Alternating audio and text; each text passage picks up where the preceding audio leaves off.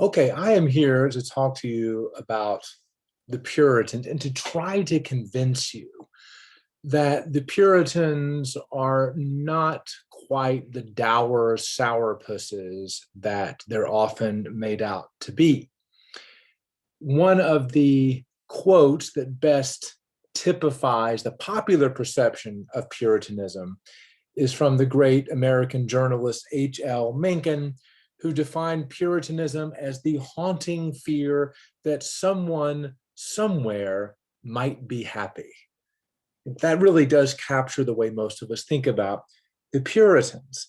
Um, Even in modern comedy, um, the Puritan is still a popular type. So if you know Angela from The Office, the actress herself has described her character as the Puritan to end all Puritans.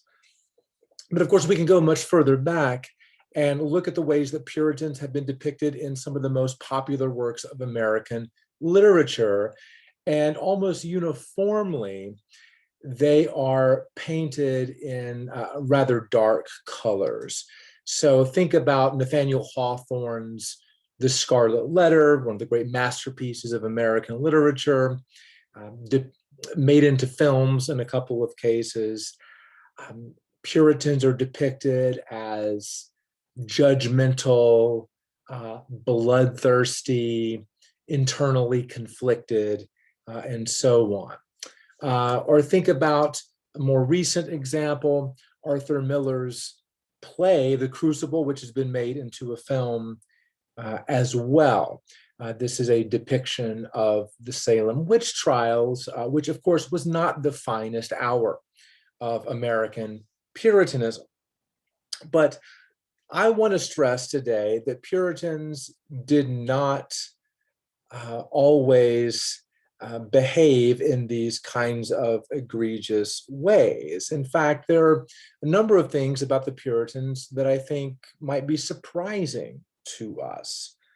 Um, for instance, the Puritans drank alcohol. You might just sort of assume that they didn't, but they had no problem at all with drinking in moderation. Um, they did not think that sex was evil. In fact, they celebrated sex in a marital context to almost embarrassing kind of lengths. We have a letter where a Puritan minister writes that sex between husband and wife should take place willingly, cheerfully, and often. There's another incident where somebody, a man, was actually excommunicated, ejected from his church in Boston for withholding sex from his wife. It's not the kind of thing we would expect of the Puritans. Another thing that we may not know about the Puritans is the way that they stressed and embraced education. They were, back in England, they were responsible for the creation of two new colleges at the University of Cambridge. And the Puritans in New England had not been there for 10 years before they established a nice little college known as Harvard. Um, Later this week, we will be reading the work of a Puritan poet, Anne Bradstreet. I mean, Puritan and poetry, those might be words that you think do not belong in the same sentence, but they do. So the Puritans were a much more complicated group of people than they're often given credit for. And I hope to convey that in my little talk for you. But we need to start with some very basic questions like, who are the Puritans? Where did they come from? What were they about? What was their agenda? So let's talk about the genesis of Puritanism. The main thing you need to understand is that Puritanism began as a reform movement within the Church of England, aka the Anglican Church. And the Church of England was a Protestant church. It had severed ties with Rome. um, and pursued a kind of moderate Protestantism. In 1558, the Act of Uniformity was passed in England, which stipulated that all English people are required by law to attend a Church of England service every Sunday, and every Church of England service ought to adhere to the worship services described in the Book of Common Prayer.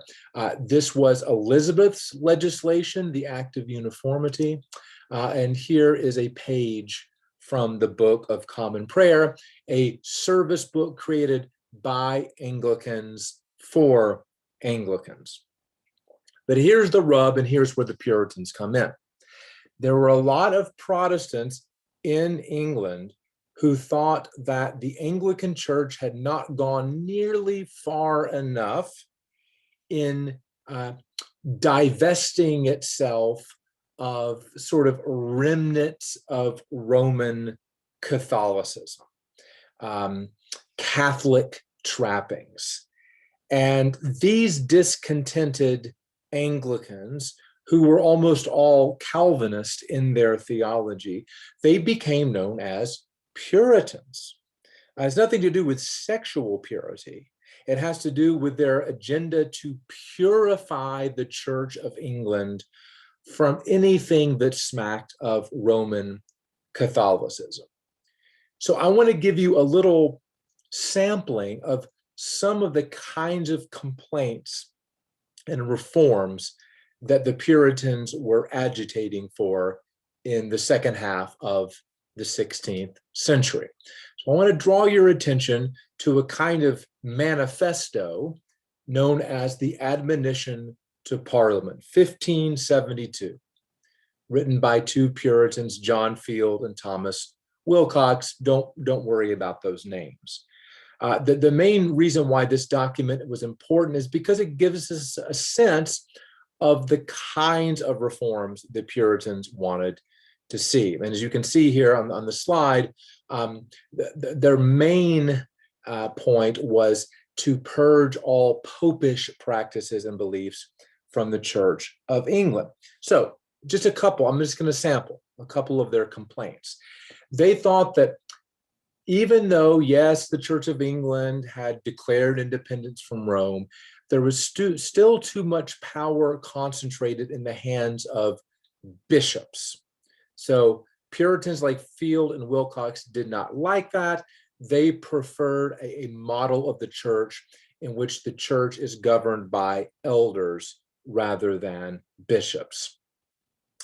They also didn't like the fact that priests and ministers of the Anglican Church continued to wear these rather fancy vestments, like the ones you see here, vestments that really strongly differentiated between the clergy and the laity. So they didn't like that.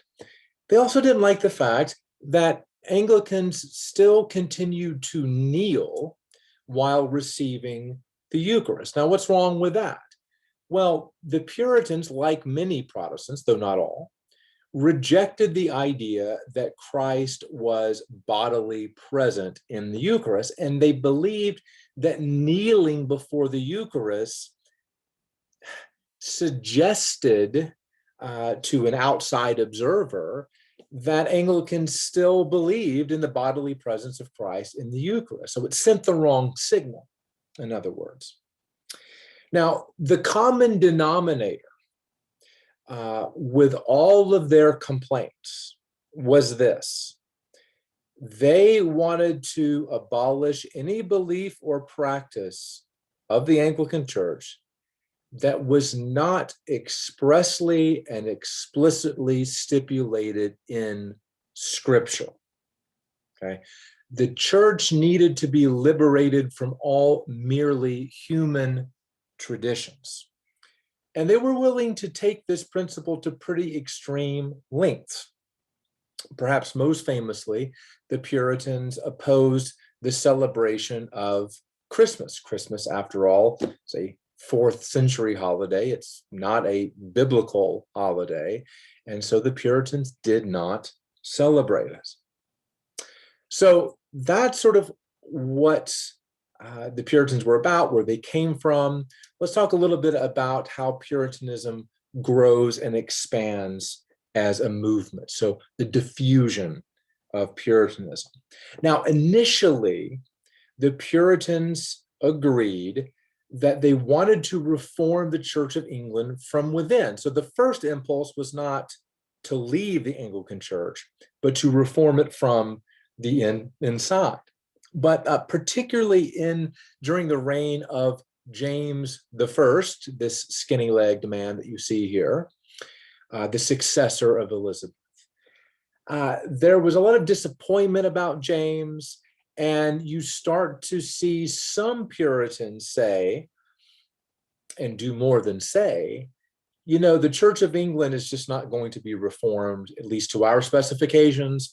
We should perhaps leave it altogether. And these Puritans come to be known quite aptly as separatists. And they start holding their own worship services, which, if you think back to the Act of Uniformity, puts them sort of outside the law. These were illegal gatherings that they were participating in. And precisely for that reason, some of them leave England altogether. They go to what was then really a kind of haven for religious freedom, that is the Netherlands, the Dutch Republic. So some of them sort of set up there. Some of them stay in the Netherlands for a while and then head across the Atlantic Ocean to the New World. And you know, of course, about some of these. So you know about the Pilgrims on the Mayflower. These were separatist Puritans. Okay. All right. Well, the successor of James was Charles I, who was, if anything, less tolerant of the Puritans than James himself was. And so this really leads to an uptick in the number of Puritans who begin leaving England and going to places like New England in the New World. So we see a kind of steady stream of immigrants in the 1630s, for instance. Now, those Puritans who were going to New England in the 1630s, in theory, they were not actually severing their ties with the Church of England, but of course, they were basically free to worship as they saw fit once they arrived in the New World. But make no mistake, many, if not most Puritans, remained in England. Okay, it was only a fraction who actually left. Now, you're going to be reading this week about a civil war that breaks out in England, a civil war that does not have a happy conclusion for Charles I. I'm not going to go into that right now. What you need to know for our purposes is that the winning side of the English Civil War was generally favorable to the Puritans. So the Puritans kind of have their moment in the sun. Indeed, the new polity that was established is often referred to as the Puritan Republic, led by this man you see here, Oliver Cromwell. But Cromwell died in 1658, chaos prevailed, and then we get what is known as the Restoration in 1660, which is not just the restoration of the English monarchy, but the restoration of the Church of England. And really, this is the end of Puritanism as a kind of organized movement. There are still people who dissent from the Church of England, but most of them join up either with the Baptist or Presbyterians, groups like that. Now, I want to spend the remainder of my time focusing on those Puritans who did immigrate to New England and what was sort of distinctive about their vision. What were those New World Puritans trying to accomplish? Were they simply trying to escape from persecution? I mean, in many ways they were, but were they also trying to accomplish something sort of more constructive, something more positive? And I think the answer is certainly yes. The New England Puritans were trying to establish what they called a city on a hill. They wanted to create a truly godly society that would be the inspiration for other godly societies all over the Christian world, especially in the old world of Europe. Well, how do you do that? I mean, that's a tall order. How do you create a godly society? Well, for the Puritans, it begins with the individual. The individual must make him or herself godly. Then that individual sort of inspires his or her family to aspire to godliness. Those godly families help to inspire their church congregations to godliness. And then those congregations become kind of the cornerstone for a godly society. So it starts very humbly. It starts with the individual person, but by making yourself godly, you may be beginning this sort of dramatic transformation of society itself. So this is the idea that I'm capturing here with the expression chain of godliness. So I want to take a moment and just briefly look at each link of that particular chain. Again, it all begins with the individual. Puritans were expected on an individual basis to take up a kind of daily discipline to help them make good choices throughout the day and to better serve God and neighbor. So every day should begin with a quiet time of private prayer, private reflection. Individuals were encouraged to keep spiritual diaries as well. And then we move on to the family level. Every Puritan family, in many ways, was supposed to sort of be its own little church, its own little congregation. And families were encouraged to have their own worship services. We read many accounts of families doing this very same kind of thing, getting together in the morning and the evening to pray, to read scripture as a family. This was something that was especially encouraged on the Christian Sabbath, i.e. Sunday, a day in which all forms of recreation were forbidden. So often the family would gather around the patriarch, the head of the household, and have him read to them from the Bible or give them religious instruction. Then we move on to the congregational level. Now, the Puritans had a very kind of distinctive and peculiar approach to the formation of church congregations. So let me be clear, these family services were in no way meant to substitute for these communal congregational services. Now in New England, of course, the Puritans had to create all these congregations from scratch. So they would do that by having some of the men of the community come together, men who were identified as godly, and they would make a kind of formal covenant together. And in that covenant, these men would promise to pursue authentic worship of God and to encourage one another in the pursuit of godliness and religious truth. Then these men, these pillars of the congregation, would issue invitations to certain people to join the covenant, but only to those members of the community who were distinguished for their godly behavior and their clear understanding of Christian truth, which usually was a kind of Calvinist understanding of Christian truth. So some of those people would be invited to join the covenant, but other people would not be invited to join the covenant. Nevertheless, they were expected to come to church and attend on a regular basis, although only those invited to join the covenant could actually be baptized and receive communion. So this is a very different model of church membership than I think any of us are familiar with today. Now, finally, there's yet another level of participation, yet another sort of link in the chain of godliness. Puritans were encouraged to gather frequently in what they called conferences. Now, today we would probably just call these small groups. So these were kind of small, informal groups of Puritans who would get together to pray, read the Bible, talk about their spiritual experiences, their spiritual journey, and so on and so forth.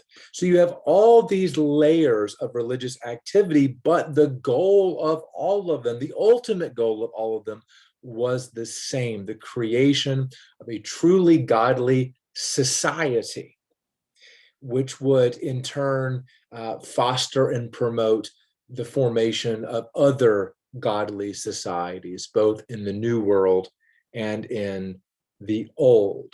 So the New England Puritans didn't just want to escape persecution, they really wanted to transform the world. Well, there aren't any Puritans left. I mean, Puritanism as a kind of formal movement ended many centuries ago. But that notion that the United States, the United States of America should be kind of a beacon to other countries, should be a uniquely just and righteous society that would transform the world. That is an enduring idea. That is an idea that we see in the rhetoric of 20th century presidents of both parties. Okay, both John F. Kennedy and Ronald Reagan explicitly used the term city on a hill in some of their presidential speeches. So they take this Puritan idea and they apply it to the United States at large. So that idea that God has somehow selected America to have a special role in making the world a better place, that is very much still with us. And whether that's a good thing or not, that idea is still with us, I will let you decide. All right, thank you so much for your time.